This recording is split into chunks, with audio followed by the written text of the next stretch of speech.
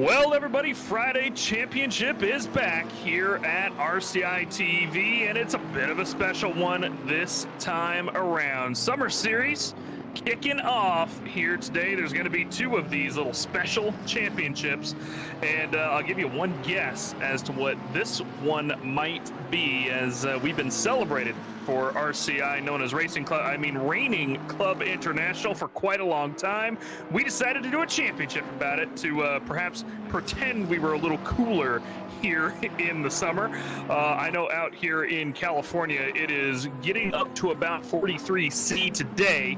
And I know out in the UK, George Boothby, I was just popping into his stream for a second. He was saying how his AC broke and he's planning on needing a shower about halfway through the race as well as afterwards. So we're all going to just jump into the sim today, pretend it's a little cooler, then it's raining, that's nice out, and all enjoy that. So 4 races in the rain, starting with Silverstone. George Boothby back again, our championship winner last time around. He's looking for round 2. McLaren 720S in the rain, gonna be an interesting one, and we're gonna see how it goes. Hello everyone, my name is Mike Jones, and of course join me is none other than Jesse Lee. Who else would be here for the Friday series other than Jesse? And Jesse, we have a special guest behind the camera for the summer series as well. Mr. Gill's with us. Yes, indeed. What would you rather have for a Friday championship than the team of Gill, Jones, and Lee? Well, you got that, this particular championship. Hello, everybody out there at Racing Club International, RCI TV. I hope that you're well on this Friday afternoon and evening. And, well, here at RCI, we don't let our memes be dreams. We make our memes be reality. So we've long been called Rain Club International because even when we set the rain probability to a minuscule amount, it always seems to come up and make the races very interesting indeed. Well, we can guarantee every single race in this summer championship will incorporate the wet stuff in some intensity or another. Before we went live today, we were talking about what we would call this on a scale of a light drizzle to monsoon. We're going to go ahead and call it medium, Mike. Yeah, it's kind of a medium, little bit on the lighter side of medium, but it's definitely a solid medium rain out here today, which I think is the most consistent one of all the races. You know it's not going to dry out. You're going to want wet tires for the whole thing. You want your tires around 30 psi, and it's just going to be a very consistent little run over the next hour, and of course, we're going to have variable rain throughout the championship. I've heard tell over on the practice server that's up for next week, Imola is looking very drizzly at best, and that's going to be a very interesting one, I believe. Speaking of newcomers here at RCI, Tig is here once again. Martin Grady in his Bentley, Jesse Lee, racing once again, and I think this is going to be a fantastic one to watch as this man, because of course we watched him through the championship last season, just improve so much starting with NACC here, right? And now thrust directly into 4 races in the rain. I know I was talking with him last week, and he was super excited for this. So I'm super excited to watch him. Boothby and the Meenans are kind of dominating the practice session at the moment, but he's doing pretty well. He's only a 10th off of Savalainen up in P4. Oh dear, the Meenans and Boothby dominating a championship or a qualifying or a session. What else is new? Otherwise, rain is wet, etc. and so forth. But for the man they call Tidgney, or as I like to refer to him, his fan base has gave him the nickname of the King of the Plebs.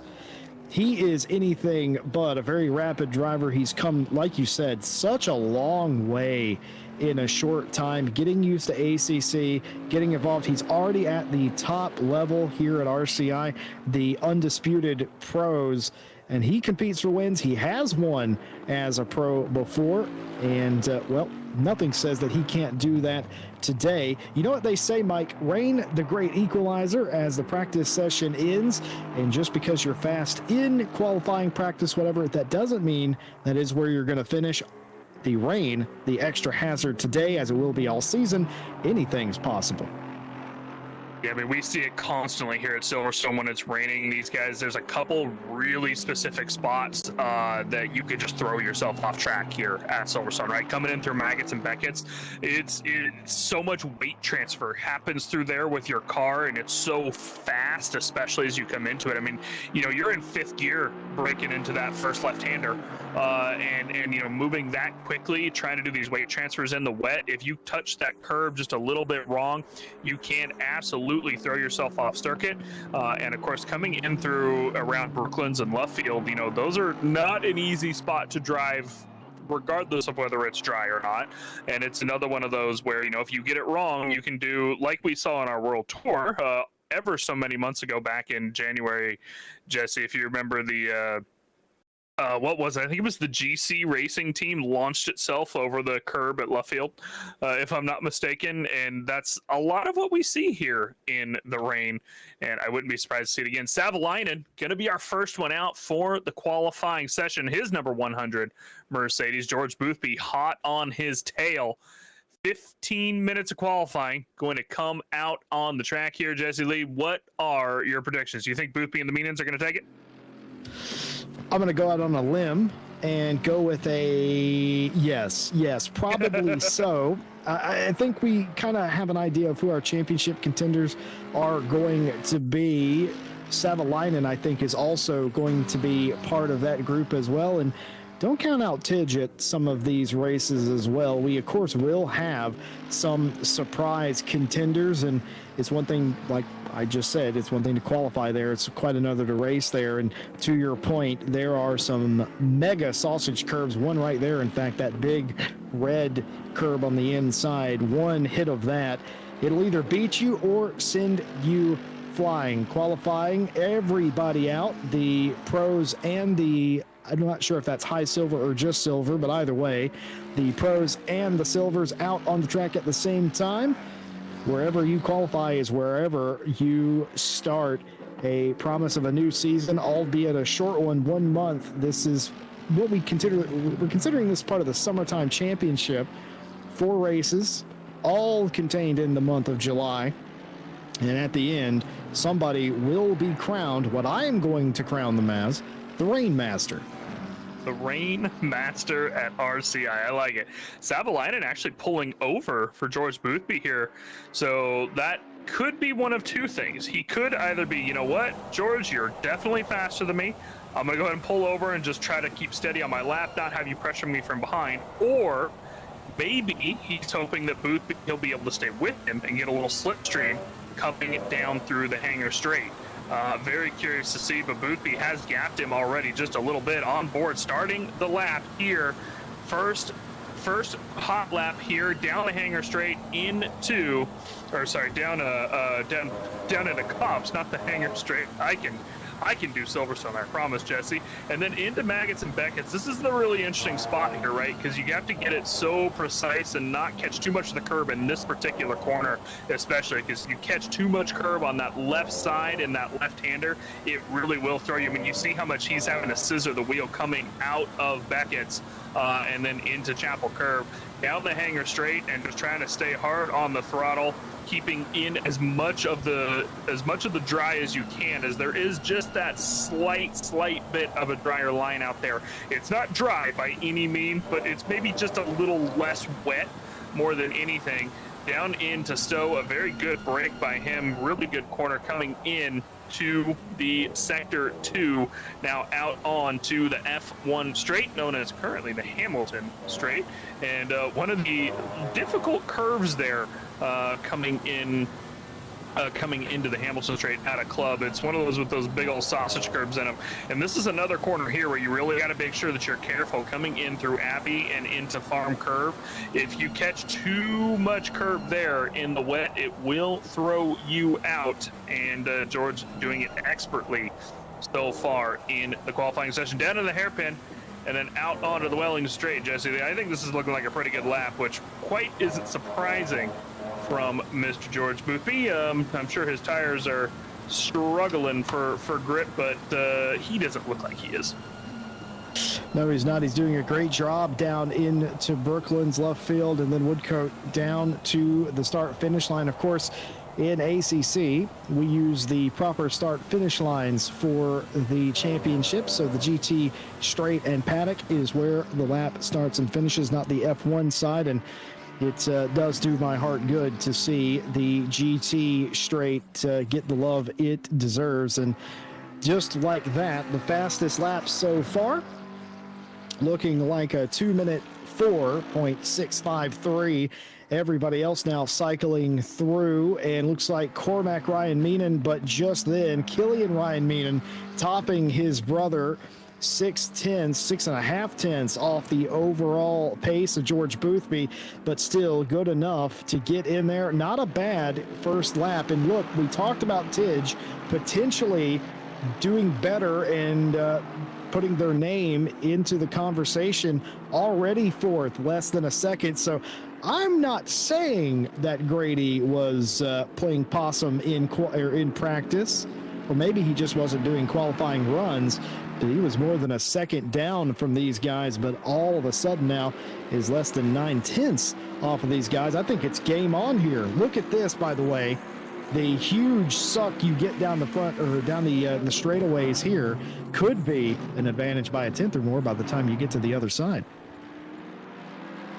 I agree, and this is our silver class leader so far, by the way. Daniel Val for the Blistering Race Team, and his 4.88 so far at the top of the silver class stack, all the way down in P12. I'm glad to see that the silver class drivers start around P12 just so I always like to see these guys split themselves out nice and good in the overall standings when they select their classes.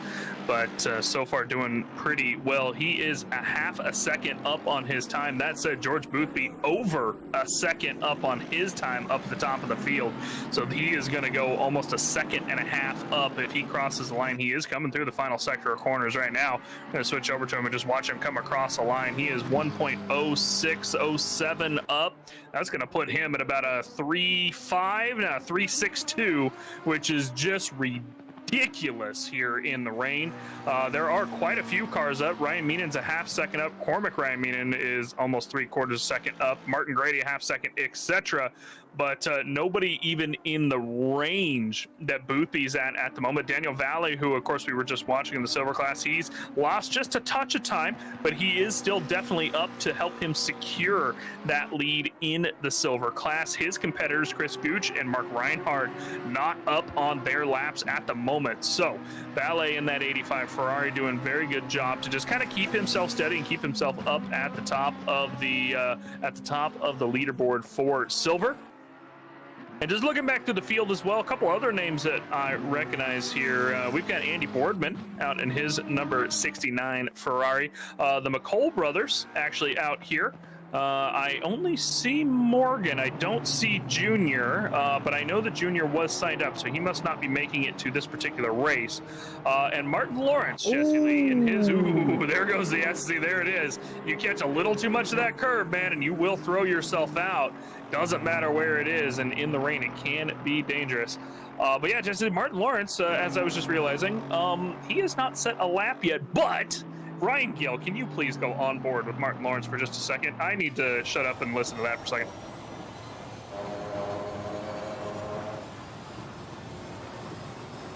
It's just beautiful, Jesse Lee. I love the instant that, by the way, RCI TV is Ryan Gill. He's our broadcaster. He's pulling like triple duty. Not only is he wrangling us broadcasters, commentators, he's broadcasting and talking to you in chat. What a man Ryan Gill is. But just as he was explaining, and I love this, this is typical RCI. Typical RCI, just as he was explaining that the McLaren was BOP'd by Kunos and has been nerfed quite a bit, as you would say. George Boothby goes out and does that. Well, I can promise you he is right. That is what happened. But George Boothby is still George Boothby, and you could put George Boothby in the Lamborghini Rex and he would be competitive out here. So we'll have to see how that goes as qualifying continues, more than halfway through it. What does Martin Lawrence have? Has a set of times, actually dead last. What is it going to be? It's nothing. as that was an outlap. In fact, that was the first time that he had made it around the track, as he still yet to set a time, him and about 4 or 5 other cars. And Holland, who is leading Silver right now, Val just got closer, just 2/10 in it for the pole position in Silver. Donald in third, but only just over Goosh. And here is Samir Foch, who I am not used to seeing Samir Foch outside the top 10. Could that be rectified? And indeed, and does rectify that in the 888 Ferrari. The Slippery When Wet Racing team having a little fun out here. Goes into the top 6. Well, it's getting to that point in the qualifying session where you can't afford to make any mistakes. You have to get it right now. Resetting once, I think, is pretty much all you get here. And even then, perhaps you won't get the quick lap that you're looking for, because, of course, tires have to come up to temperature, pressure, and all that in the wet conditions. Got to get it done here, Mike. Yeah, you do. I mean, that's the thing, especially in these rain races, right? It could really go one of two ways. It could be something where these guys are careful, yeah, right, and they just kind of stack up, and I mean, am I wrong, Jesse Lee? They could stack up, and we could see some nose-to-tail racing, and it's all very clean and orderly, and, you know, if you qualified near the front, that's what you needed because you're up near the front. I don't think it's going to be that way today, though. I think that even Martin Lawrence, let's assume he just doesn't get a good lap down. He finds himself in the middle of the silver field. Ooh, and if he keeps doing that, he's going to find himself in the middle of the silver field. Nice little drift coming in through left field as he comes around the final corner. I'm actually kind of curious to see what he can do in this little V12 way off the track there. That might have been validated for him if he wasn't already. It did not.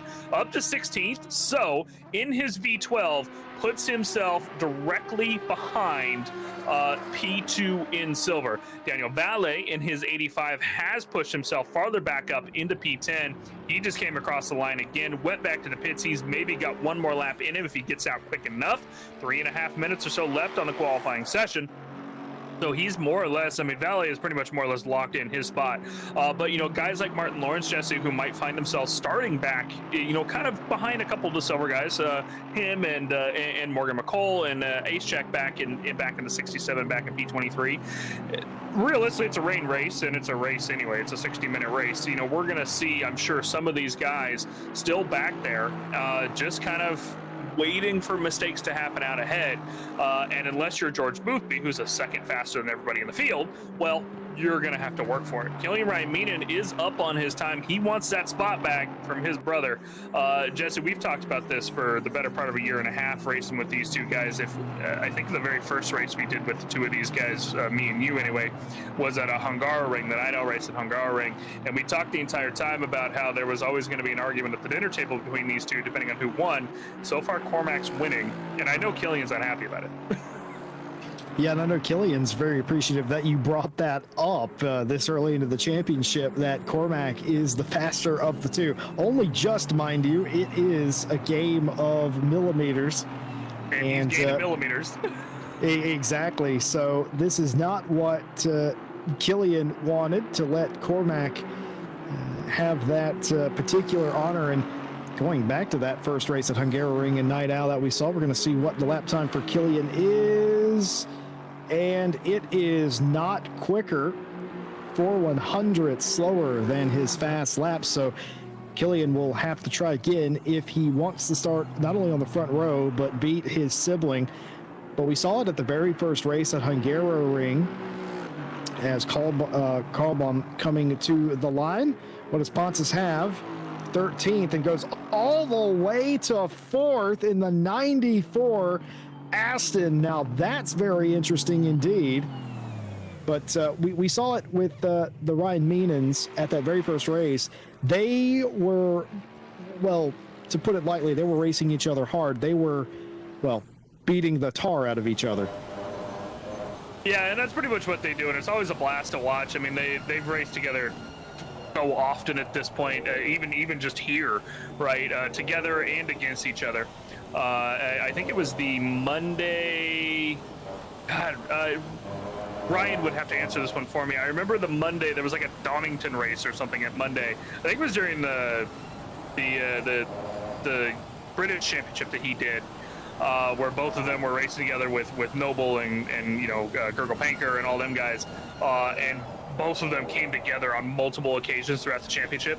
But they it's all in good fun in the end, so it kind of works out, and that's really all it is we're out here. Can to you have some imagine fun.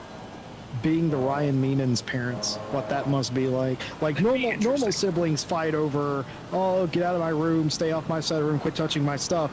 For them, it's cannot but notice you dumped me there in that corner. So it's got to be a very different family dynamic. Oh dear, we have fun here at Racing Club International. By the way. Oh, well, we'll have to see here. Killian Ryan Meenan trying to assert dominance. Lost a little bit of time, but it will not matter. It will be quicker. A 2-minute 4.628 quicker. Oh my gosh. I just realized how little time difference that is. A 100th the difference between them, but still, George Boothby out in front by 1 second. I don't even know what Boothby's doing driving around there. And nothing left to prove for Boothby. And it's so strange. The McLaren is not that much better. We're forced to deduce that perhaps George Boothby is. I think part of it has to do with the McLaren. The McLaren is just so good at this track.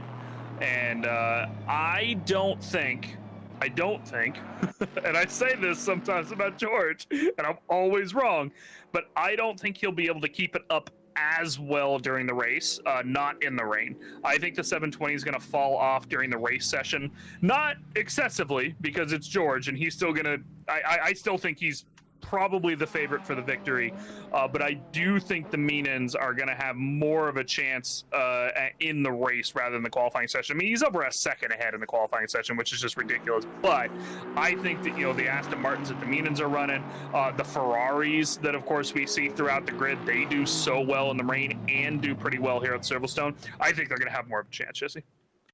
Trevor Anderson, they're the last car to finish qualifying, actually gets themselves into the top half of the field, thereabouts, inside the top 20 anyway, with that lap as we set for the race. Qualifying over. Looks like we are going to have a little bit of a discrepancy in silver as well.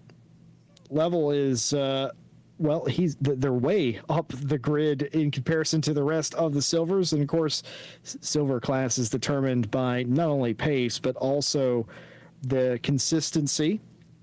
So we'll see how that works out in the race. In the meantime, we would like to thank all of our partners here at RCI, Race Department, AK Informatica, Driver 61, Fanatec, and Sim Racing GP. You can find all the links to all of those fantastic folks in the chat. Support those that support RCI. Matter of fact, use our code to go to Driver 61 and get some nice driver coaching over there. Top-notch stuff. And certainly it will make you a better driver. Get coached by the pros. And in the interim here, just want to say thank you all for joining us on your Friday evening. Hope you're well wherever you are, and we invite you to like, subscribe, hit the bell. Don't miss a single race here on RCI TV. In fact, me and Ryan Mawson will be back with you, and I think Nick Setnick will be back with you tomorrow night for more Night Owl coverage. It's always a party on Saturday night. We invite you to be a part of that. Mike Jones, racing in the rain at Silverstone, fairly flat track. What are some of the keys to surviving a race like this and not making mistakes? Yeah, I mean, I think it's realistically going to be what we mentioned earlier. I think it's just going to be a situation of you got to stay at certain locations up off the curbs, right? Normally here at Silverstone, you abuse the curbs here just as much as possible. Coming through Maggots and Beckett's, you're more in the grass than on the curb. And I think that, especially coming through that left-hander as you do the weight transfer around, you're going to have to be very, very careful there to make sure that you're not throwing yourself up off track, as well as that one at the end of the F1 straight, right? coming around that right corner, and then getting the switch back over to the left, doing that weight transfer there unsettles the car even in the dry. So it's really just going to be that situation of, even it is a very flat track here. There's a lot of like really fast-paced weight transfers that is so difficult even in the dry, that the key is going to be here in the rain, making sure that you're doing it safely, properly, and keeping the car under control, because Silverstone is a very easy track to pass in comparison to a lot of others. There's a lot of overtaking opportunities, but don't give somebody a chance that they shouldn't have had to begin with. And I think we're going to see a lot of that today. I love the teal on Martin's car, by the way. That's gorgeous. Sorry, I'm distracted by pretty colors.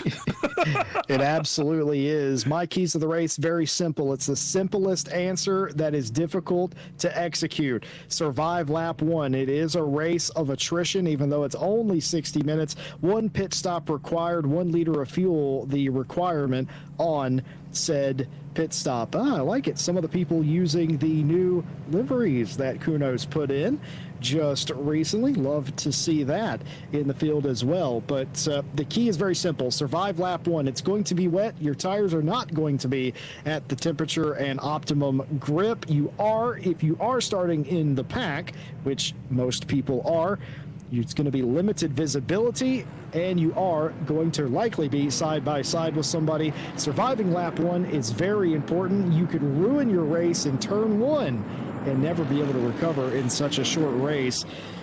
Got to ask you though, Mike, do you value an aggressive approach if you're starting in the pack, or a defensive one? If you're asking me what I personally would value, I value the kind of defensive approach in most of my races, as I'm sure that you've seen a little bit now that you've kind of broadcasted a couple races that I drive in. That's generally my approach, and I'll drop back a couple positions on the first lap or two, and then I start gaining them from there. What do I think these guys are going to do? Well, that's well, they're not going to do that. I didn't ask you what they're going to do. I know what they're going to do.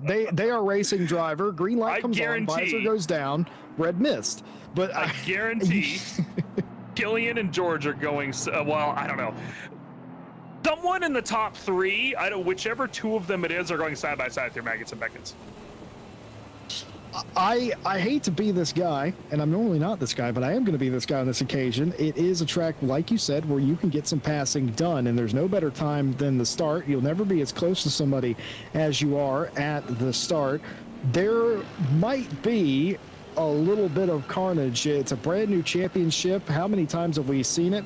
Early on, you try to get as much as you can. Difficult conditions, a track where you can be competitive and make up places, that has strengths and weaknesses for all sorts of different cars. There might be cars littered in Maggots and Beckets on this first lap. Lord forbid, of course, but that is why we have live stewards for the very first time today for the championship as a whole. But for the first time today, introducing the live stewards.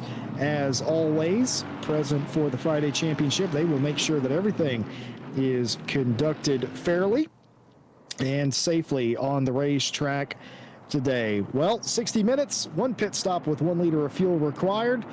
Race 1 of 4. Everybody getting ready, and they're all playing with each other. Yeah, they're all. Listen, they're really close over there at Sidemax. That's all I have to say. Killian Ryan Meenan, by the way, in chat saying that quote, the BOP sucks around here, is his protest. I don't doubt it. I mean, in the end, the McLaren, we know the McLaren is really strong here at Silverstone, even in the rain. I'm very curious to see how it's going to do in the wet, but I'm expecting George to probably, unless something happens, I'm expecting George to probably still win this race, if we're being honest. However, through the rest of the championship, that will be really where it comes down to, because I think he's going to struggle at Imola with the amount of rain that we're going to have there, the little amount of rain that we're going to have there.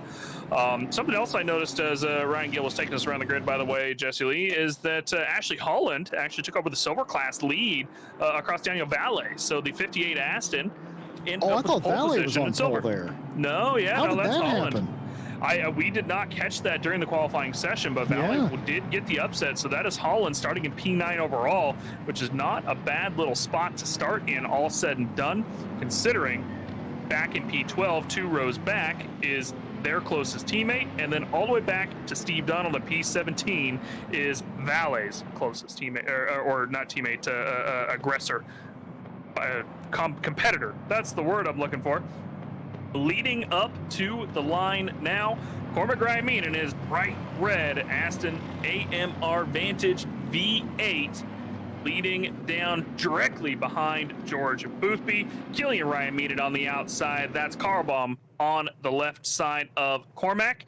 And we're going to come up to the line, waiting for the lights, and we are going to go green here as soon as they hit this line. And we are live. Immediately, George Boothby diving to the left with a great start. Killian Ryan directly behind him.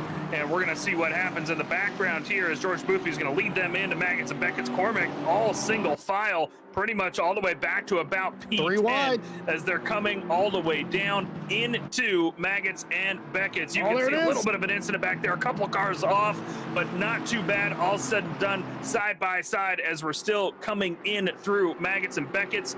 The 58 of Holland staying steady in the silver class up at the top, getting taken over, I think, here by Junior McCall in the background as well. Side by side into off of the first straight, and 3 wide all the way down as George Boothby is going to lead them across into Sector 2 for the first time with a nice little getaway. Behind him are the Meenans, and a little bit of a gap between P3 and P4 already. Well, that wasn't nearly as bad as I thought that was going to be, but the 6 started from pit lane, and Ace's second Brown went around there, and they have gotten going now. The local yellow cleared, but the 67 of Ace's second, the 7 of Brown around there with contact. They were 3 wide in the pack, I can tell you, and usually speaking, 3 wide doesn't work in most forms of racing, and it certainly probably doesn't work in GT racing here, as you just saw. McCall trying to defend and also trying to attack at the same time. He defended, he attacked, but mostly he's just trying to stay on the track. Yeah, that's pretty much what it's just going to be at this point. You just got to stay on the track. Morgan McCall here in his Mercedes, currently trying to just get past the silver class drivers so he doesn't get attacked from Boardman out behind. And here's Savalainen coming in through the final turn for the first time at Silverstone. Pit window, of course, open. We do have 1 pit stop here today. Everybody must take 1 liter of fuel when they come into the pit at some point in the next 56.5 minutes. And I don't think we're going to get too many takers onto the first lap. I think these guys are pretty happy to come out here and continue fighting. However, we might see a couple people dip into the pit lane. Savalainen just not getting a run here at all. You can see even in that Mercedes, he's not able to get the power down off of here. And these guys are just kind of single file most of the way down here, Jesse, with Shinshing. However, out in front, Falk maybe coming under pressure here a little bit from Holland, but doesn't look like it's going to mean much for the moment as he has to cycle back out and get back single file. I think these guys are being a little bit more careful than we expected them to be, Jesse Lee. Savalainen is still just kind of sticking to the back here. I don't think that any of these guys are trying to overbrake people. Their tires still coming up to pressure here in the wet. And of course, it's 23C out, so it's warm enough that you can get some pressure into your tires pretty quickly. Martin Lawrence, though, going for a bit of a move. That's on Sharka in the 818. On the outside, that is not going to be where you're going to want to do it.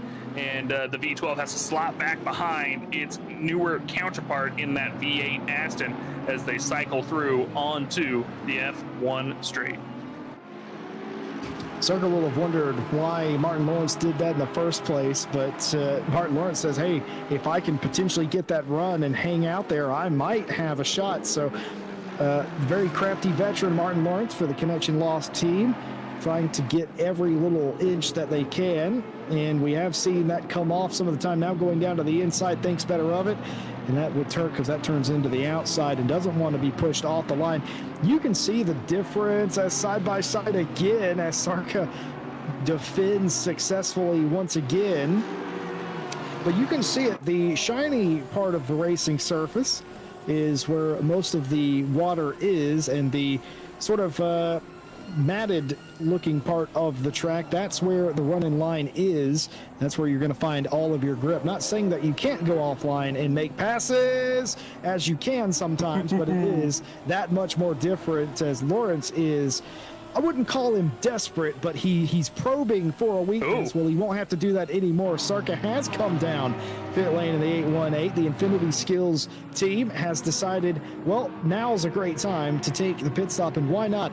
Of course, Sarka was behind Bobbert there, stuck in the middle, so I don't hate that strategy. Mike Jones, you're in the middle of the pack and you're not getting anywhere. It's difficult conditions. Get out of there and potentially give yourself some room. Morgan McCall's going to give himself some room by running off in Maggots. Yeah, way off of Maggots. I'm sure there's a Ferrari off in front of it. I think that was Gooch. Yeah, I think that was Gooch back in the background. He didn't flying way off of Maggots and Beckett's as well. And this is what I said earlier a couple times. Maggots and Beckett's is so difficult in the wet.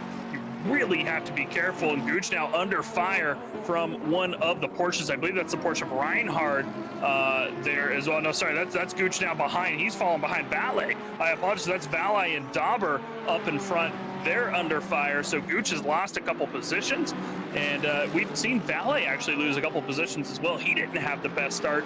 Blistering Racing Team not coming to fruition for the moment, but he's still in P3 in the Silver Racing class. So he should be able to make up some time. Someone else that, of course, that has some issues off the start, Jesse Lee, unfortunately, will be Martin Grady, all the way shuffled back to P26 at the moment. He had some initial contact, we're being told, so he had a bit of an issue, but hopefully he should be able to make his way back up the field. He's got 54 minutes to do it, and I know that guy, based off of the last championship, he's not going to give up. He's going to get his head down and get back in gear and get up to the front of the field. He's just got to make his way through all the silver class drivers, which is not something he's experienced with so far here in ACC as much. He's done a couple of endurance races, of course, but for the most part, dealing with back markers or just other class drivers, not necessarily even back markers, if they're on the same lap as you, is very different in a sprint race versus an enduro, and I'm very curious to see how Grady can handle that over the next 50 minutes. Yeah, I love the I love the verbiage that was used in our chat here. Do communicate with us in chat. We are reading chat as always here at RCI TV. We're not like some of the other communities that potentially don't do that. So we're very interested to see what you have to say, and also to keep us updated on information that we otherwise wouldn't know. For instance, the Tidge got squidged is something that we were told. I absolutely love that. The verbiage is absolutely excellent. And speaking of which, they are the leader on the road. Actually, yes, they will be, I think. I don't think Martin Lawrence will be ahead of them still once his pit stop is complete. But Tidge has completed his pit stop and is the leader on the road of the cars that have pitted. We were told that he had some amount of damage. I don't know if he would have fixed that or not, but either way, he did come in. And again, I don't hate that. If you're getting squeezed out there, you're having trouble with traffic, or traffic's taking exception with you, get yourself out of there. Tidge has done that. And it is close between Lawrence and Grady, but either way, that is sort of reassuring that Grady will still be in this fight when cycles through. Well, our silver leader is way up the field.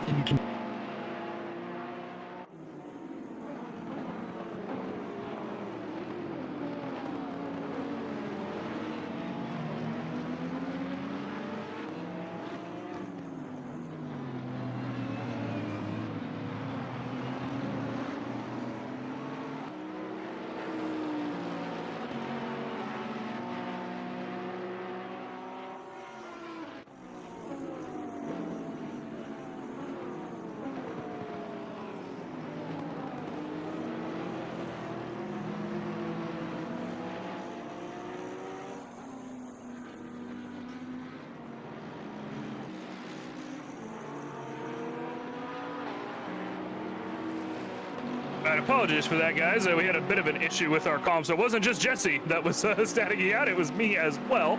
Apologies for that. We should be good and back over now. If we have any more issues, I'm sure Mr. Ryan Gill will let us know. But we are back over with Samir Falk. And Jesse, I believe I interrupted you as our audio went out. I thought maybe you have a thunderstorm this week, but let's pick it back up. listen, it's nothing that isn't normal for me. And we do, like Mike Jones said, we do apologize for that. We're able to switch to our backup, and we are all good. What I was saying is that Ashley Holland is gone. Like, that 58 is well up the field in comparison to Valley in the 85. Of course, the 85 of Valley is being fought right now by Dauber for the second place in silver. And meanwhile, George Boothby is not comfortable at the moment because Killian Ryan Meenan in that Aston is all over. It is a very British day here. Not only is it British weather, for those of you that have never been to the UK, very British weather, but also a McLaren, a bunch of Astons in the top 5. In the top 2, well, this is what Killian Ryan Meenan sees out of his windshield, and certainly he will be happy about being this close to the 41. Yeah, and Cormac not too far behind as well. He's dropped off just a little bit, but if these guys keep fighting, Cormac's going to make his way back up there very momentarily. Only 1.6 seconds back at the last timing line. Killian absolutely not letting George out of shouting distance.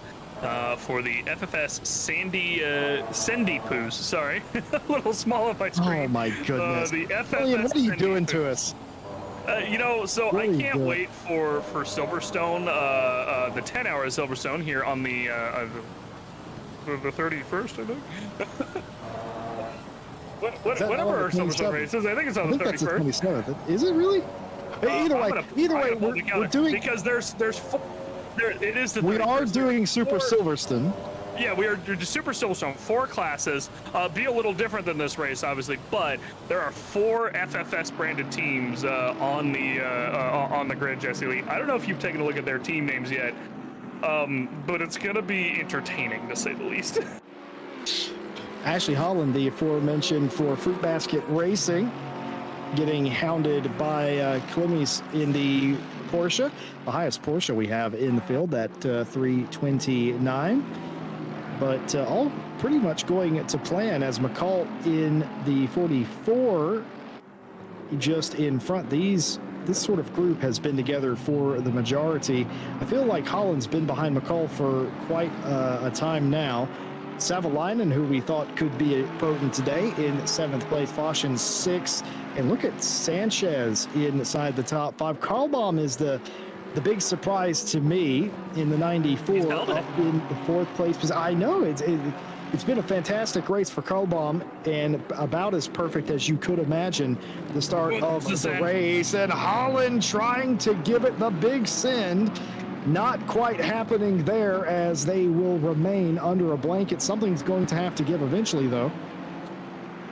Eventually, we've got 48 minutes or so left on it. However, that has compromised Ashley through onto the back straight. The Porsche, well, the problem is the Porsche doesn't have anything down the straight.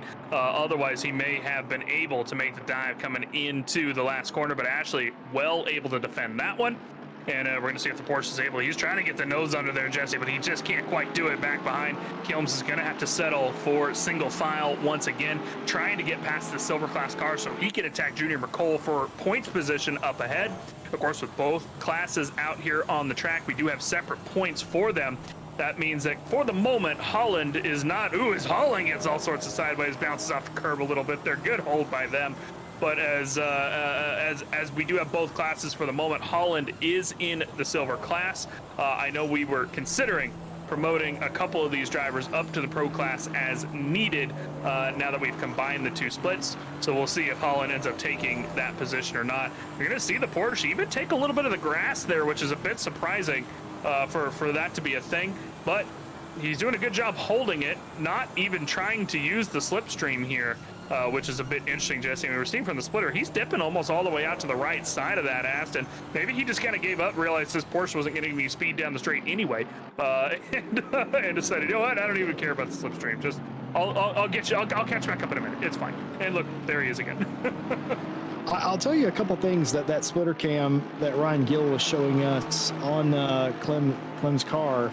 One thing that showed me, especially the cars in front of McCall and Holland, was just how planted all these cars are. The track's wet, obviously. It's very wet, but I think the tires are in a good place, and I think the track's in a good place too, as it's very raceable, even off the racing line, and that's doing nothing but helping with confidence in some of these moves. Certainly you don't, if they weren't confident, you wouldn't see them dipping out of line like they are, or hitting the curbs as quite as hard. And of course, one of the other reasons for them hitting the curbs as hard as they are, they're in front engine cars, which allows you to hit the curbs a little bit harder anyway. But that still doesn't explain the 329 behind, who's also doing the same thing, ducking off track at time. Looks like it's going to be a missed corner for Ashley Holland, and that is going to be the ultimate opportunistic move for Climbs. As Climbs goes through, count it, up a position into P9.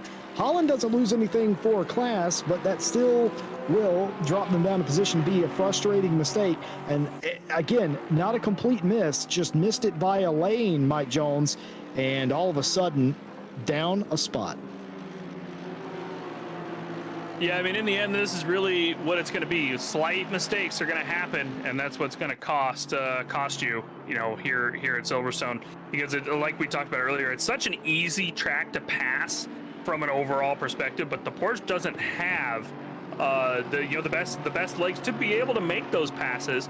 But, you know, I mean, hey, that's what you need to wait for. You need to wait for those small mistakes out ahead when you're in those cars that can't quite attack as well into the corners down the straights and make up those positions. Clems now needs to catch up to McCole, of course.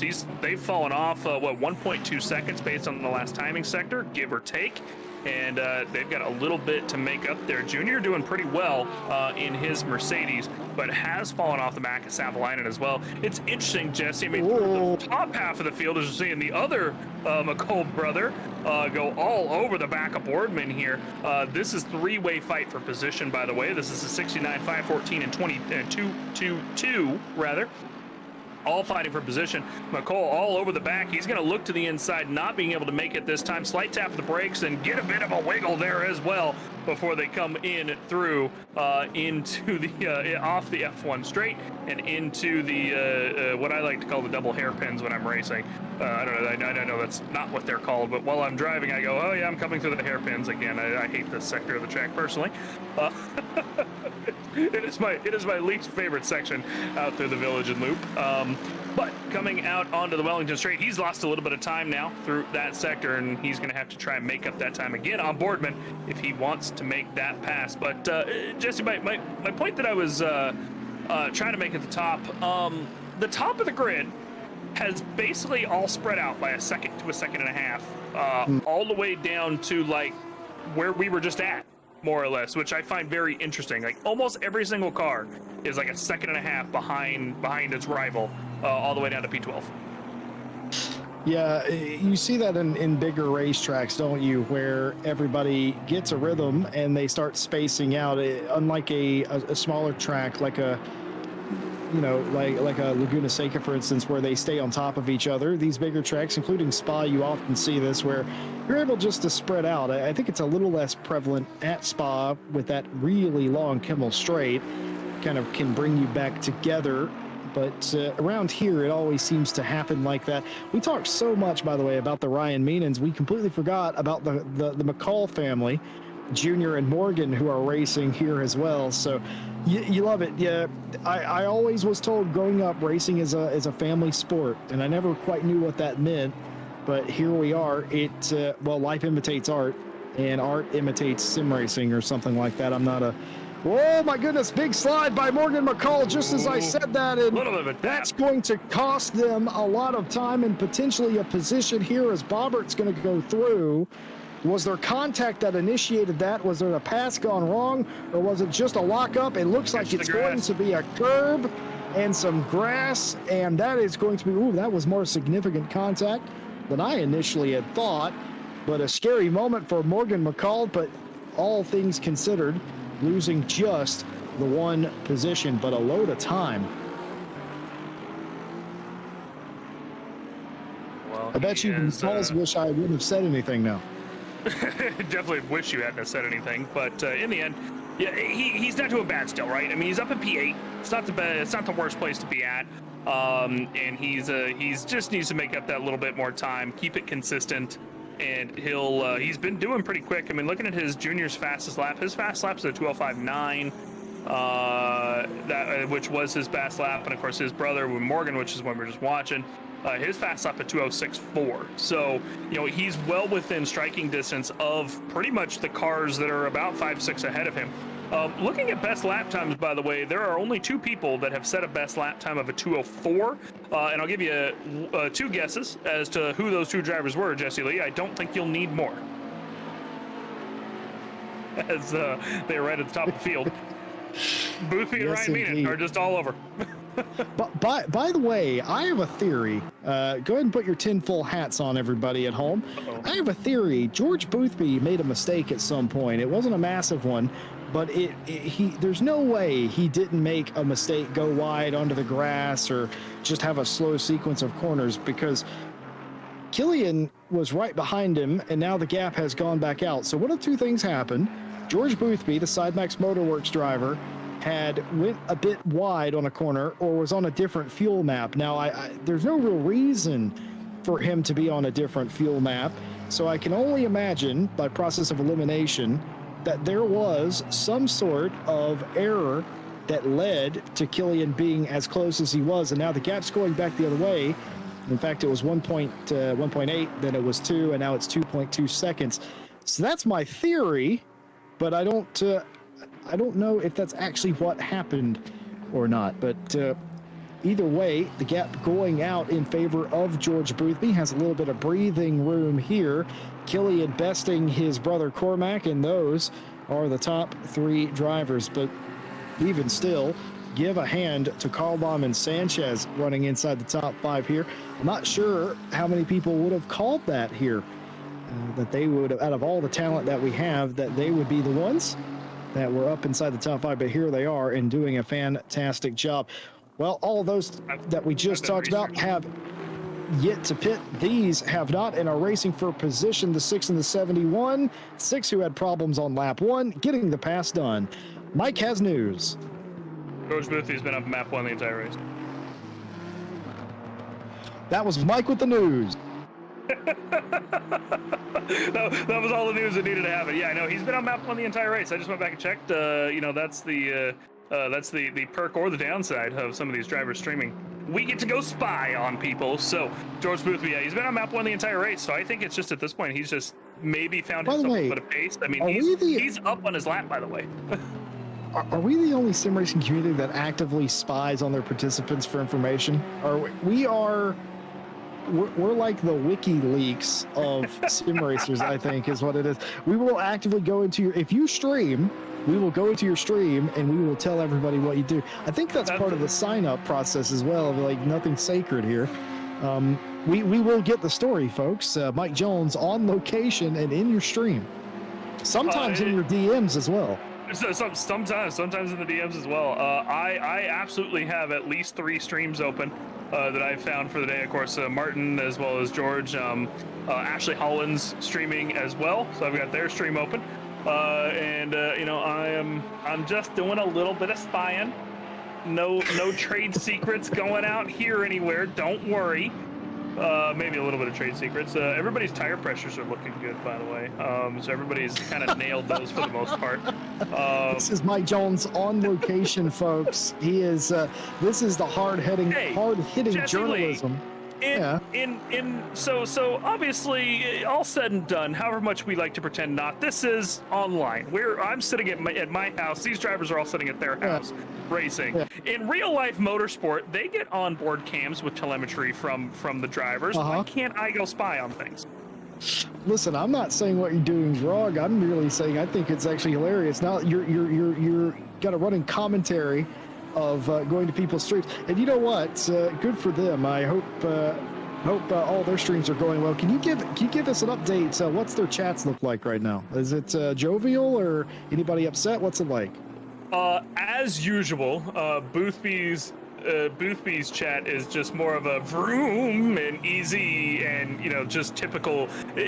George's stream is just typical gamer chat.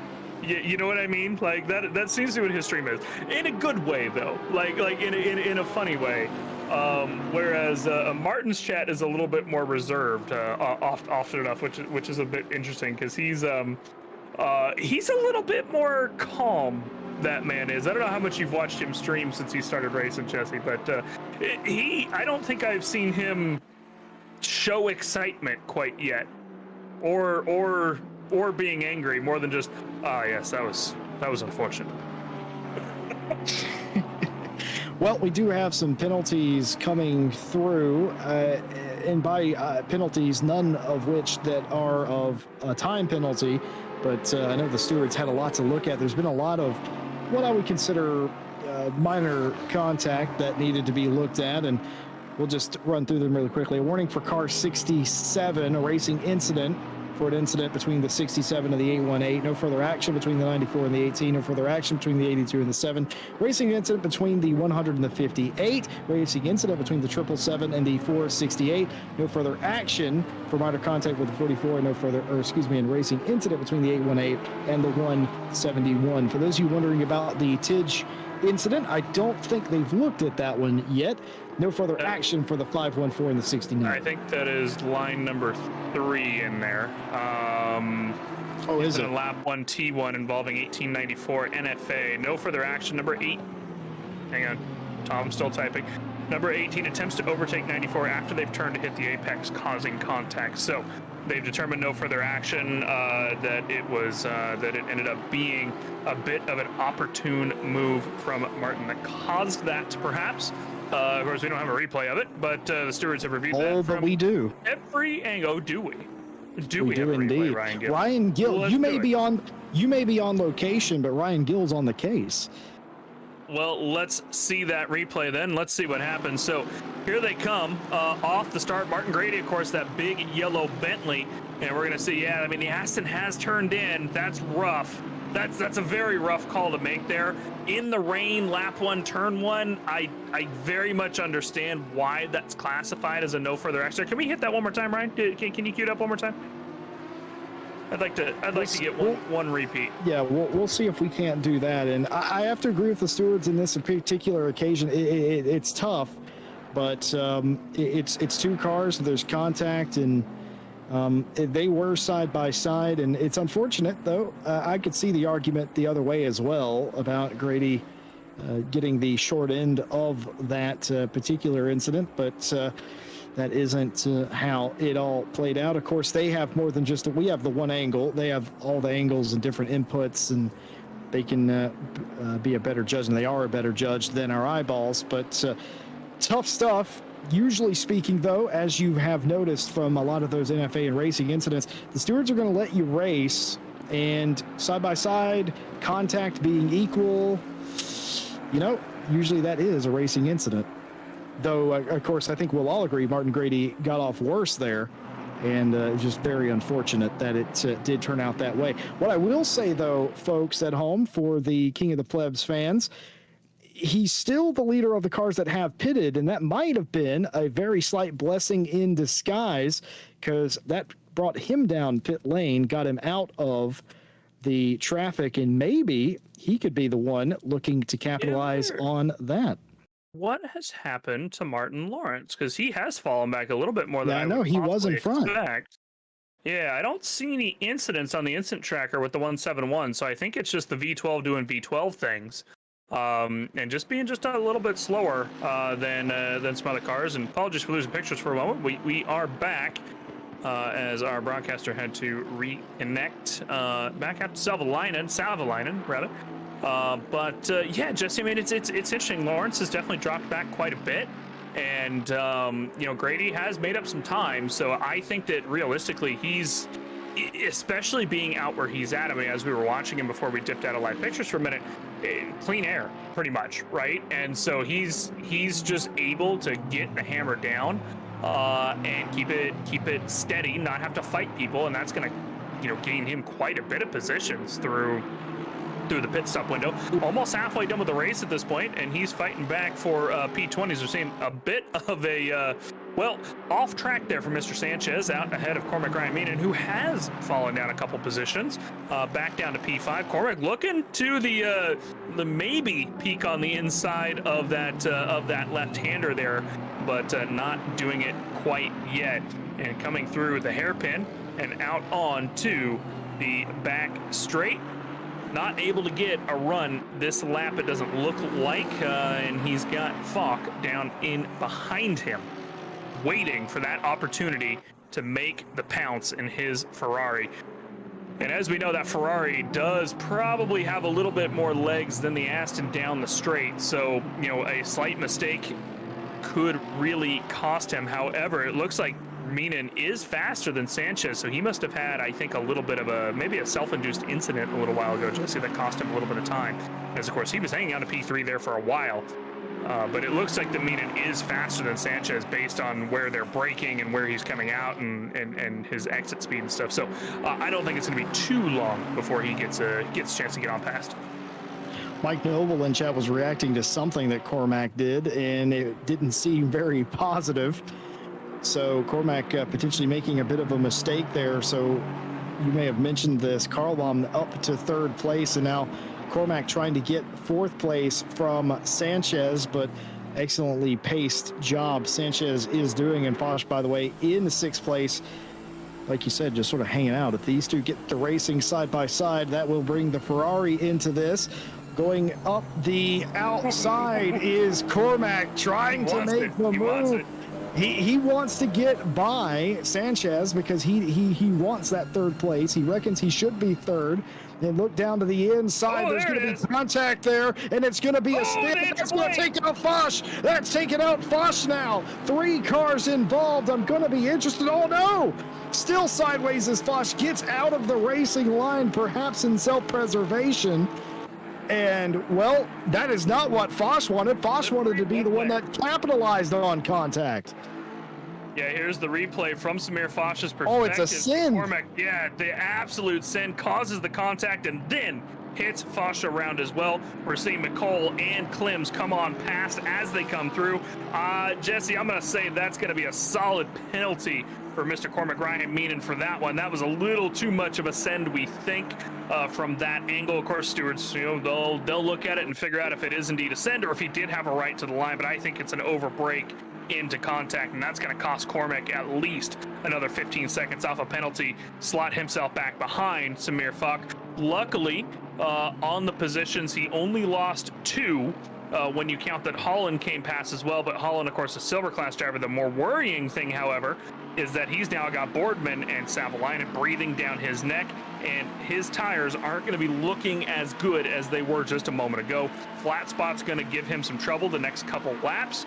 And, well, the rhythm is really what's going to cause more of the problem, right? You lost your rhythm at this point, and I think that, you know, depending on how Samir recovers himself, it might be good for him to come in and pit within the next couple laps, just kind of reset himself a little bit, realize that, you know, he doesn't need to be frustrated fighting, you know, the guys behind, and see what happens. But here's Klims.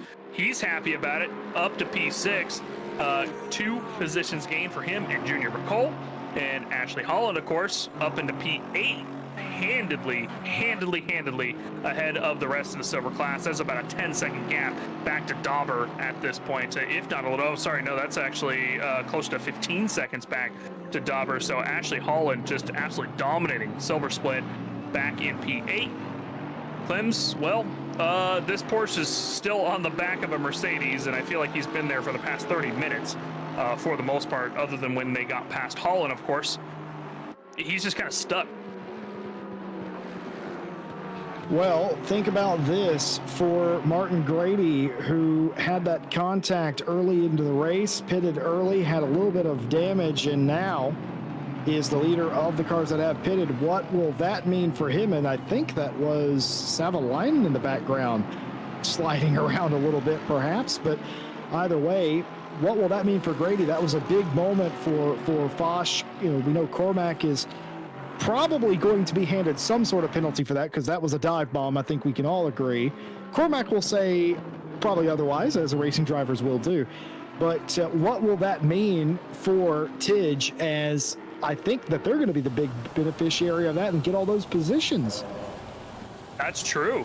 Now we've got Grady up there. He's now, now gained time on these guys. It's just a question of how much time did he lose earlier. As Martin Lawrence breaking very, very deep into Village and is just not quite able to get that V12 down and stopped. But however, this is what I'm curious to see right here. On board with Sharka in his V8, the V12 getting out down the straight.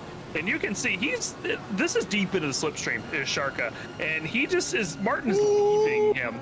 But there it is on the brakes right there. That V12 cannot brake at all, even against this Aston V8. And of course, the V8 is not known for its, phenomenal braking skills. They're not terrible. They're not as bad as, say, the Ferraris, but it's not known for its phenomenal braking skills, and it is outbraking the heck out of that V12 that Lawrence is in at the moment. Just every single corner. Look at it again, coming in through turn one, as we're seeing Coco out off the track ahead, going very wide in his Bentley, and he's in, P6 in the silver class.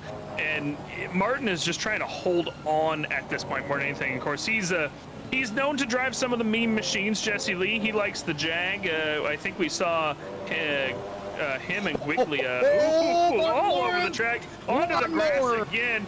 Sharka's just trying to get into the slipstream without going back out, but here, this might be the opportunity that Sharka needs. Defensive! Is he going to be able to? No, dancing all over the track is Martin Lawrence. He's going to make that defense against the 818 and keep him behind him for one more lap, but Lawrence is just losing it at this point.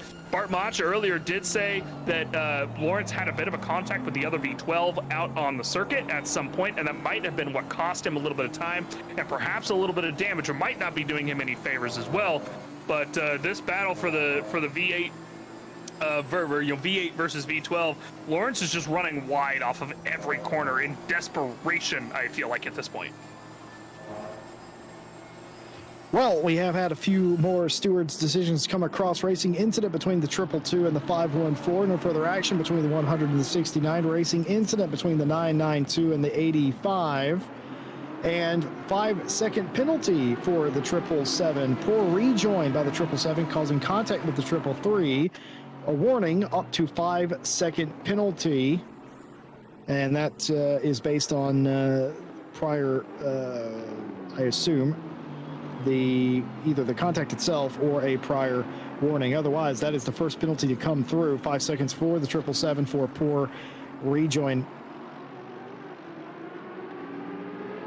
And we're, I believe the stewards, I can see on their monitors in there, they're currently taking a look at that incident from Cormac Ryan Mean a little bit ago. So I'm curious to see how that resolves itself here momentarily. Something I just noticed, Mr. Lee, even though Martin is not having the best of times, he has indeed caught up to Coco, who is just struggling even more than he is, as we're seeing him track. Yeah.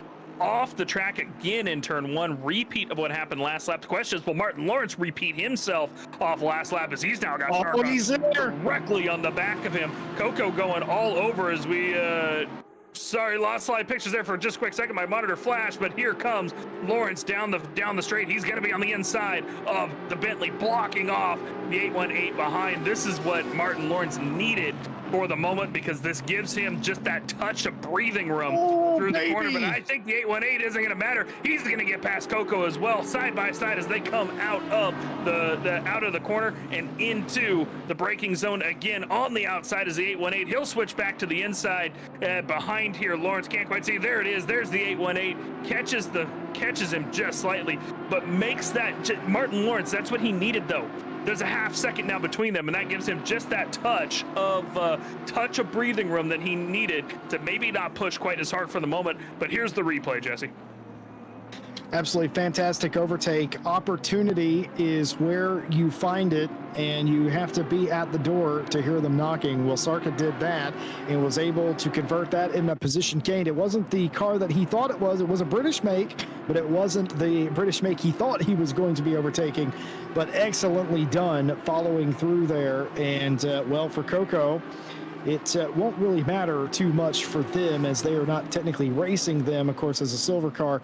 But either way, some positions lost down to 20th place, and it doesn't get any better because Hacker in the 992 is right behind, though drifting a bit on the curbs. I may mention earlier that I thought that the grip level was pretty good, but I think as the fuel load is burnt off and potentially some of the tires has burnt off or potentially got a little too hot, in fact, that may not be the case for a lot of these teams. They have certainly been running a bit more wide than I've seen them run all day, and that almost certainly is down to handling one way or another. A little after the halfway point in the race. If you have been enjoying the race, why not leave a like and subscribe? Hit the bell. Don't miss a single race that we do. Of course, tomorrow night, Night Owl continues. Ryan Moss and myself and Nick Setnick on the call for that race.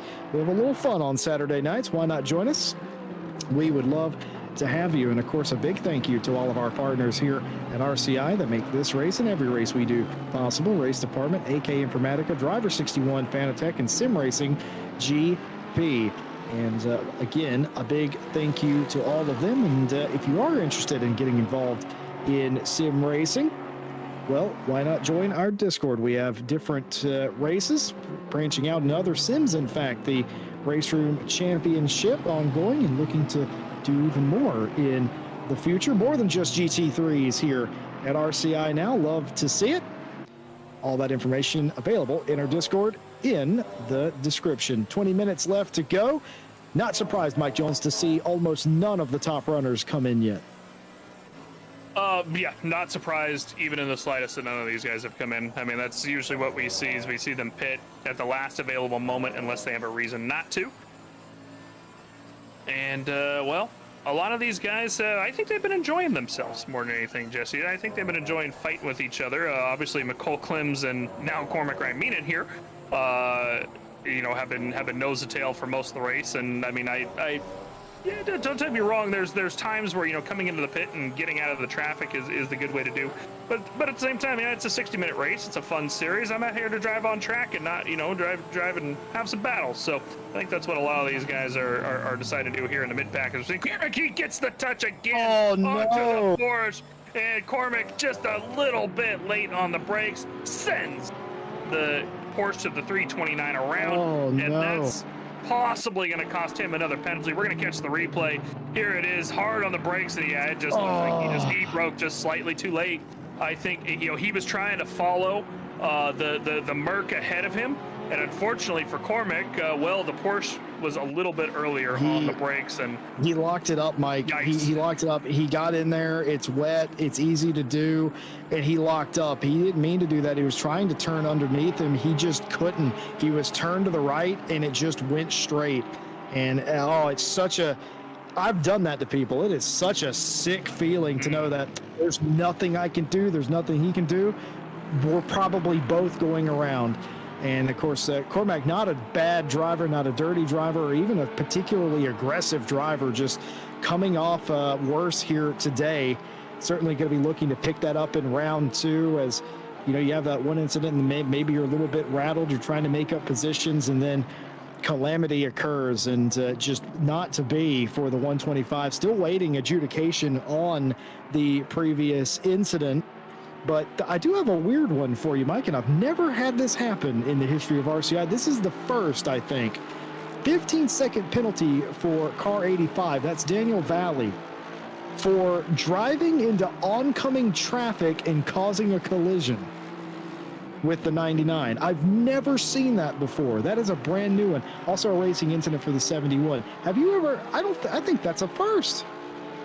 I think that is as well, and as I'm sure you saw immediately, my first reaction was going to my replay machine, because I am driving in oncoming traffic implies driving the wrong way on the track. I see what happened. Okay, so he's in the hairpin, the loop, right?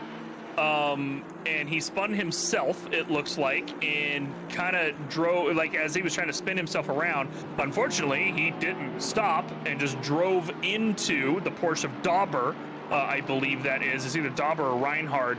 as he tried to spin himself around, which is technically driving the wrong way, even though he was facing backwards and needed to spin himself around. Yeah, So that a bit is of a right, misnomer. I mean, he spun himself. It wasn't necessarily he was driving backwards on the track, more so than just spinning himself around, but just, doing that, unfortunately, a common thing of, hey, I know there's traffic coming, but I'm going to rejoin the track now thing, and, a very deserved penalty in Valley's case.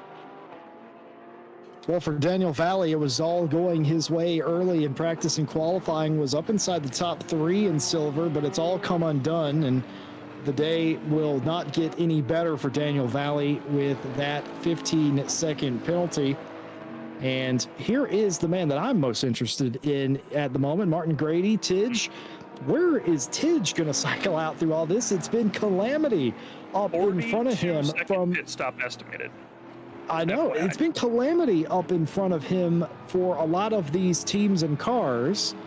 We expect Cormac to get a penalty, or at least to have put himself in danger of being overtaken anyway. We've seen my favorite Sanchez. Yeah, we've seen some incidents as well, and Climbs and Foch and Boardman have all been, and Bobbert have all been held up, so we expect him to go by them. The question is, how far up the field is Tidge going to get despite that bad start? I mean, looking at the deltas right now, I'm seeing him come out around P8. It's a 42-second estimated pit stop, so when he crosses the timing line here, he was 8 seconds, so it's 8, 10, 19, 21, actually maybe even a little bit higher. He might be closer to P5, all said and done. So here is a car coming out of the pit ahead of him, and I believe that is the 88 of Sanchez. It is. So Sanchez, a couple laps ago, well, let's find out, Jesse. This will tell us right here. So a couple laps ago, Sanchez was in P4. So yeah, P5. Just as I thought. So that has gained him quite a bit of time. He's now fighting for what is effectively P4. Indeed. Well, Ryan Gill, not only running the cameras, doing the chat, and making sure we stay on topic and on point, which, I mean, you have to do with us, let's be completely honest. He's also giving us some statistics, and just looking at the tool, and yes, indeed, the third quickest pit stop for Grady. So despite having a little bit of damage, Grady didn't fix that. It doesn't seem to really be hurting him either. So at least on my timing screen, he doesn't look to be hurting him anyway. Certainly he would know more from the driver's seat, but either way, that's going very well. It's sort of coming back to him a little bit. Now he has somebody to race against. That's Sanchez, right? So yeah, it's going to be a top 5, I reckon. Yeah, it very well should be. I mean, there's no reason he shouldn't. I would say Cormac's going to likely end up with a penalty, as I see another piece of paper being handed to you there, Jesse. I believe that was for somebody farther down the field, however. So I saw a big number 28 on it as it was handed to you. We'll talk about that in a second. But yeah, Grady, I mean, he's done fantastic. He's kept it consistent through the remainder of the race, even with that early contact. Like you said, he didn't fix the damage, right? And it has not affected him at all. So he's really adapting to these rainy conditions so far here today, and that's really awesome to see.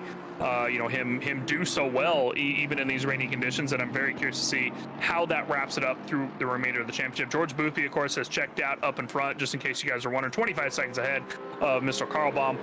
Killian Ryan Meenan has done his pit stop. So he's still about 5 seconds or so off the back of Boothby, give or take, once we see those pit stops shaken out.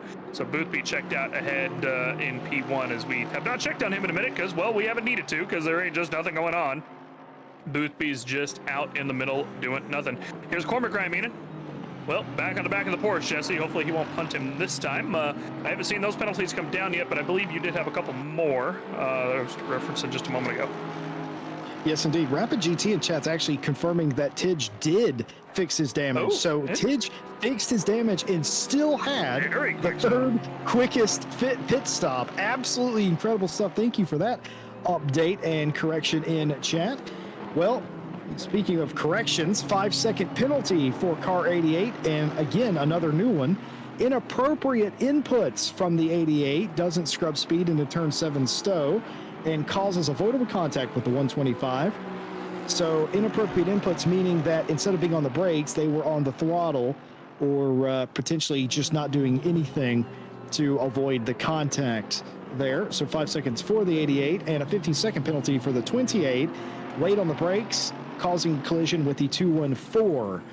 So those penalties coming in, still nothing on Cormac, but I reckon that's because they're looking at it a few times.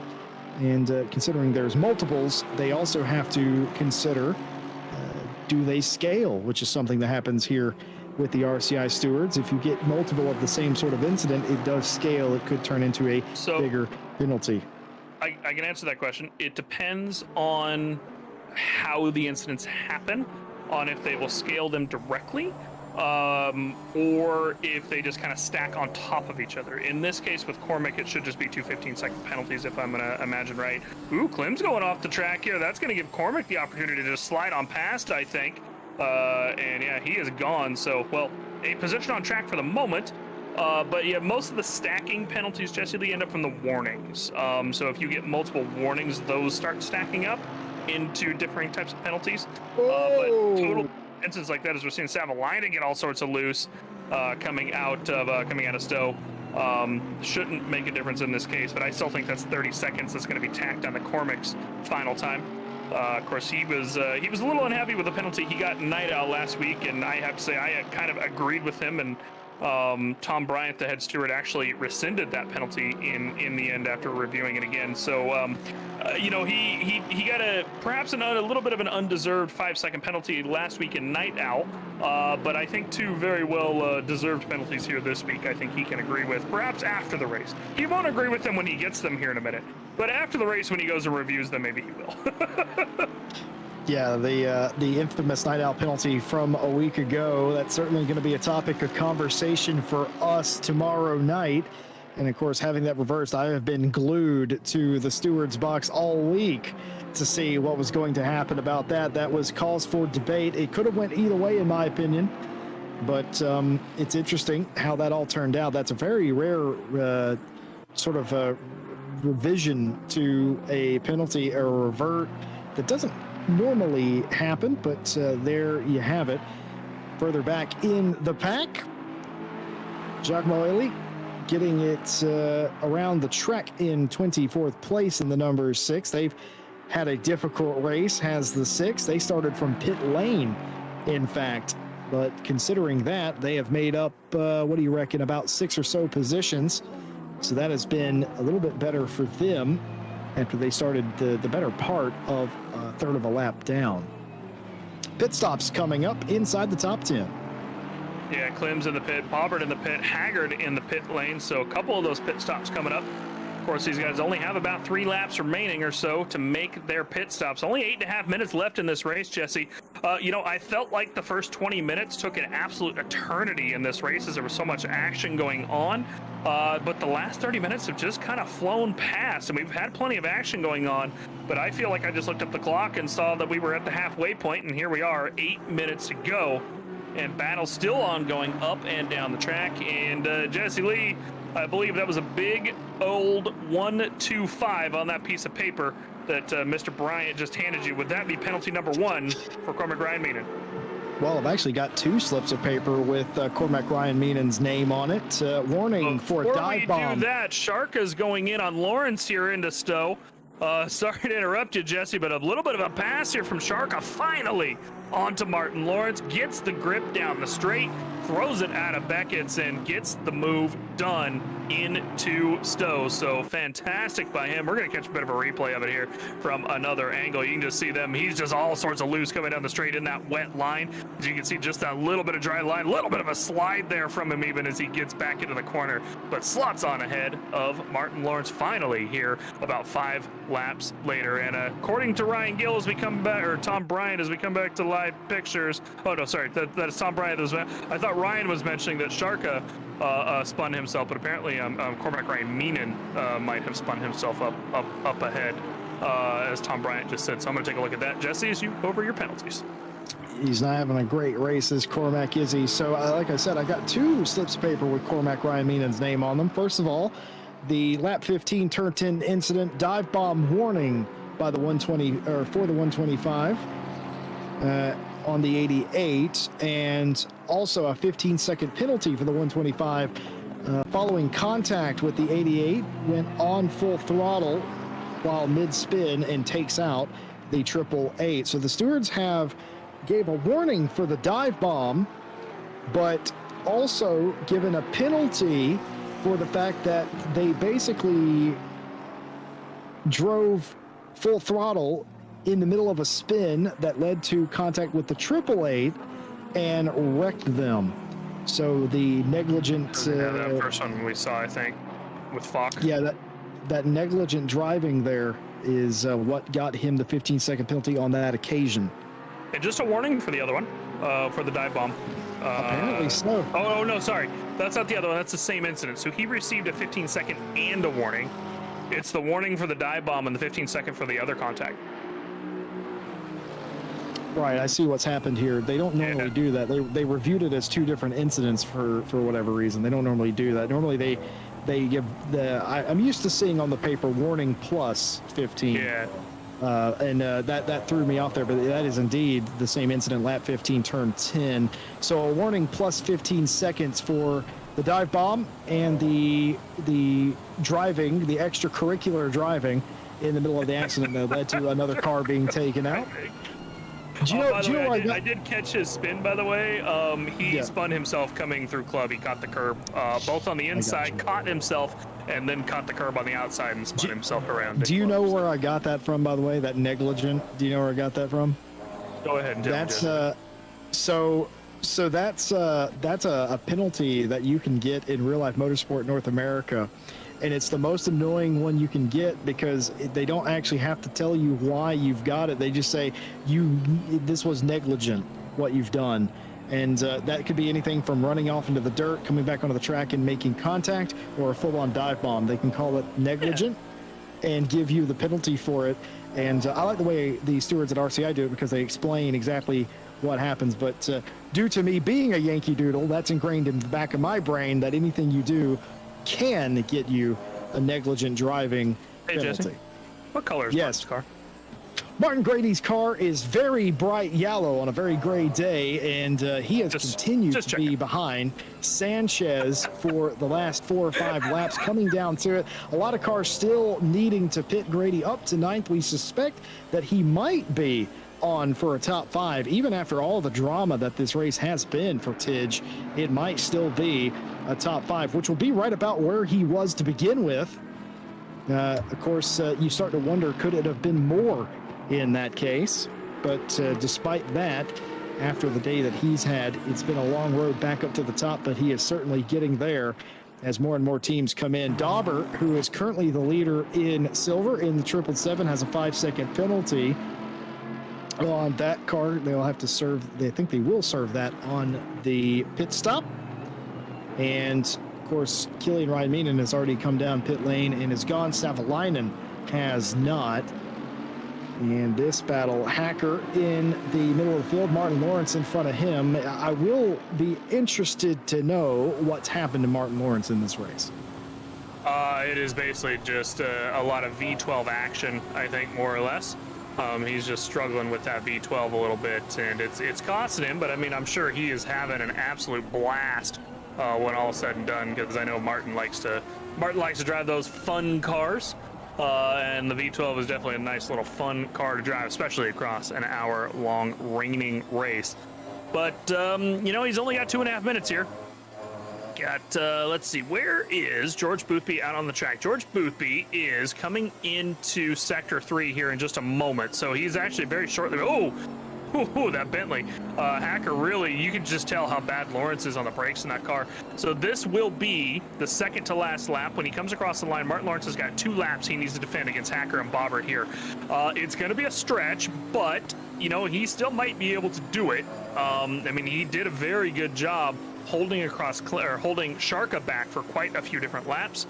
So hopefully he should be able to do so. Of course, Hacker has made himself quite a bit of positions. Basically, he was at the back of the grid at the start of the race, as Ryan Gill just pointed out a minute ago, Jesse Lee. So the 992 having one hell of a drive here today at Silverstone in his Bentley as well. Yes, indeed. Well, I talked about that with the 88, the newer liveries that were added to ACC. It's nice to see them on the course and all the way up. We saw them near the back of the grid, and like you said, in the mix here, the 992. They didn't start at the back, mind you. That was the 6 that started all the way in the back. They started so far in the back, they were on the pit lane. But the next nearest that they could be was near the back row with the 992.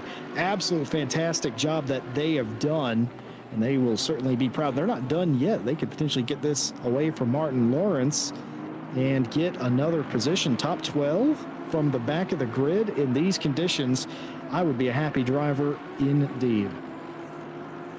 Yeah, I mean, even getting up near the top 10 at this point is pretty good for him. And I would, again, as you just said, I would not be too disappointed at it.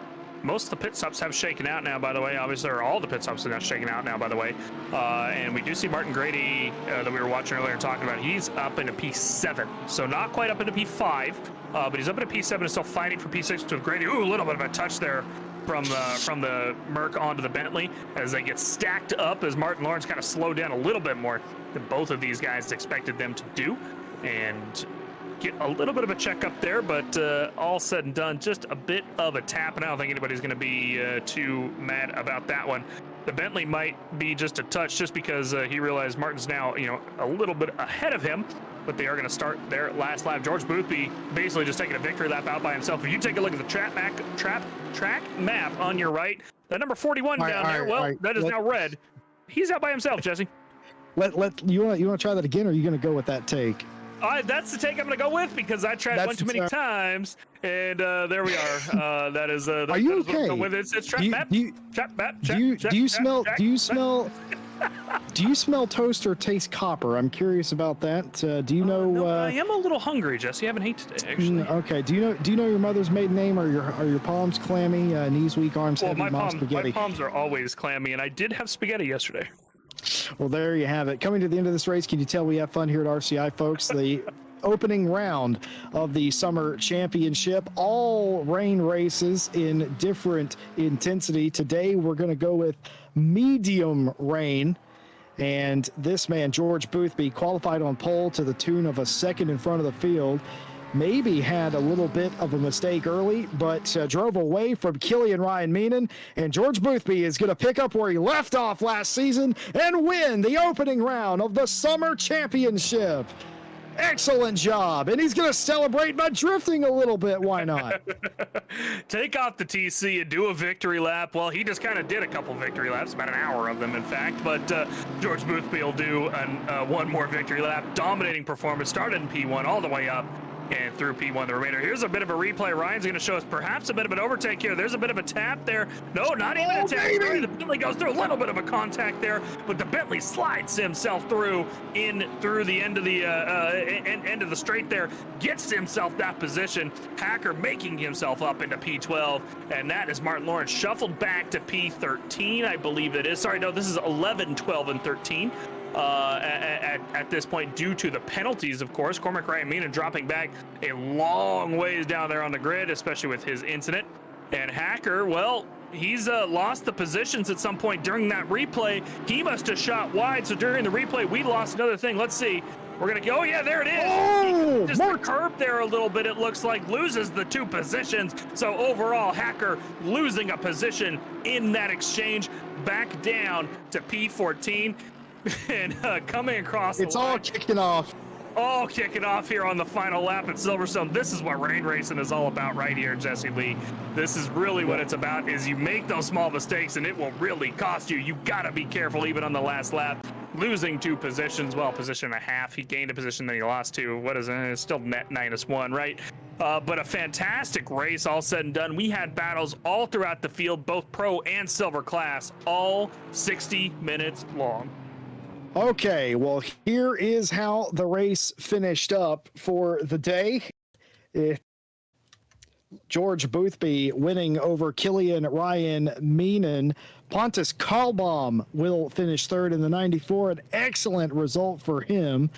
And just looking down through the field, we were talking about Tidge the entire day. He actually finished 7th after that. Could not get by Fernando Sanchez. Sanchez 6th, but still a valiant effort nonetheless. Fantastic race in the rain, and 3 more of these in the, I call them mini championships, but it is the entire month of July.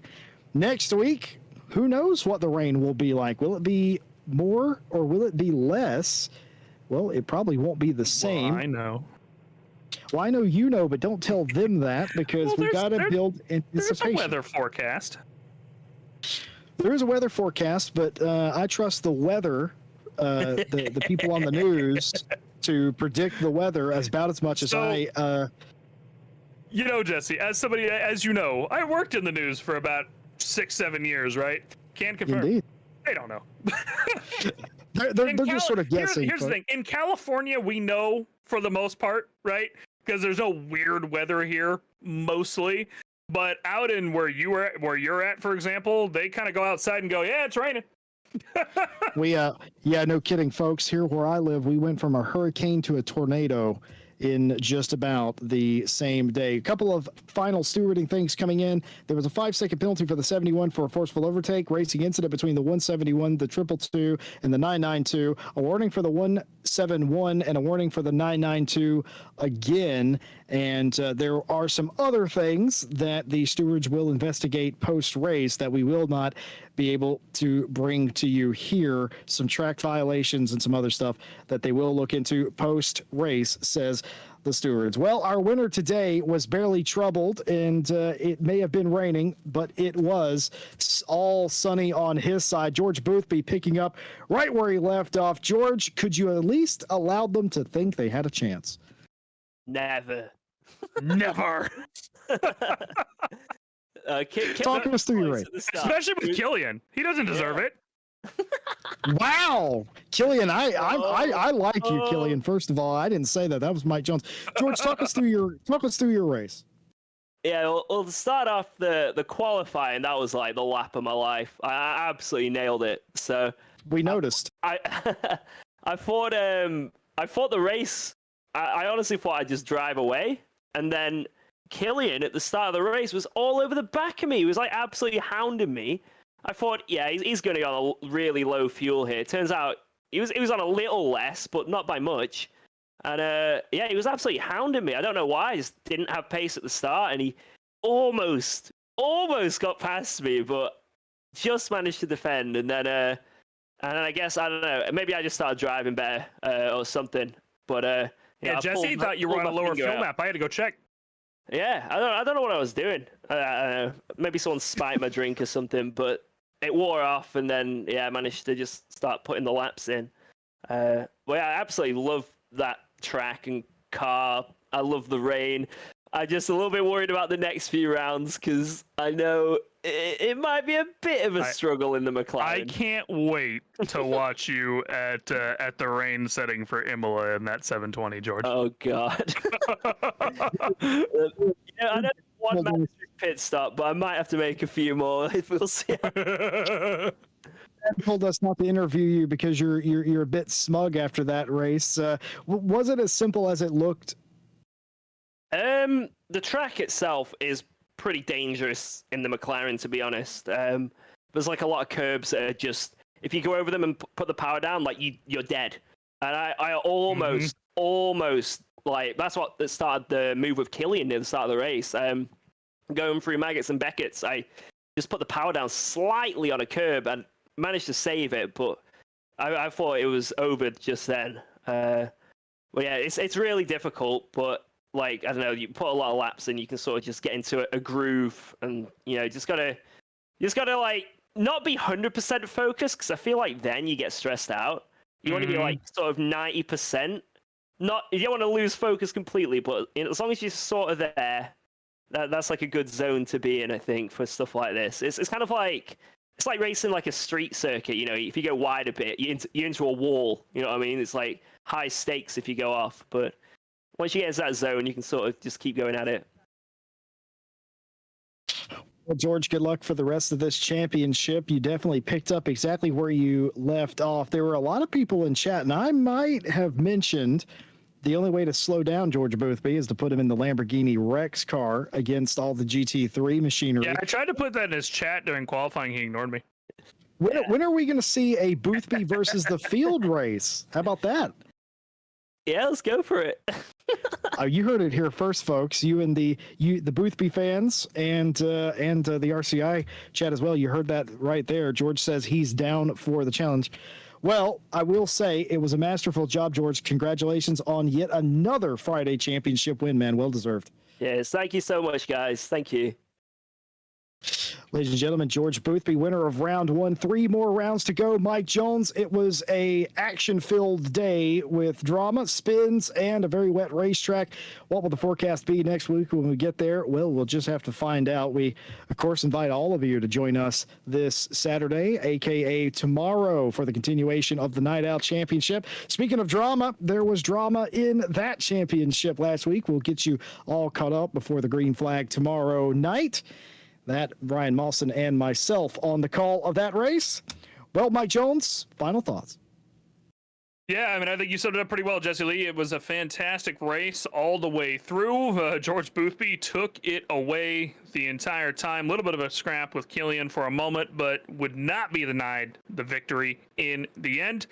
And as George said, I think it's going to be a very interesting remaining 3 races. We know that McLaren 720S is really good in Silverstone, and George is, well, very good in the rain in it, apparently. So next week at Imola, well, it's going to be an interesting one. Last time we saw George at Imola, he dominated that one as well, and I'm very curious to see what's going to happen. Thanks everyone for joining. Make sure to check out the sponsors down in the description. Race Department, AK Informatica, Sim Racing GP, of course. We start our daily racing tomorrow. GT Sprint Series starts tomorrow. Go check out Sim Racing GP if you want to jump in. 7 races across the weekends, 3 races every day during the week. So you can jump on the Discord and get the information on that. It'll be all on Sim Racing GP, as well as, of course, Driver 61 if you're interested in some coaching consultation over there with our affiliate code. Only costs $8.75. Get you a coaching session and a consultation with Mr. Daniel Handover himself over at Driver 61. So an excellent little opportunity to get in and get yourself some coaching. Hey, for $9, I'm down. I've actually got a session on Sunday, to be honest, because I suck at spa, and we have a 12 hours of spa next week. So I'll be with Daniel this Sunday myself.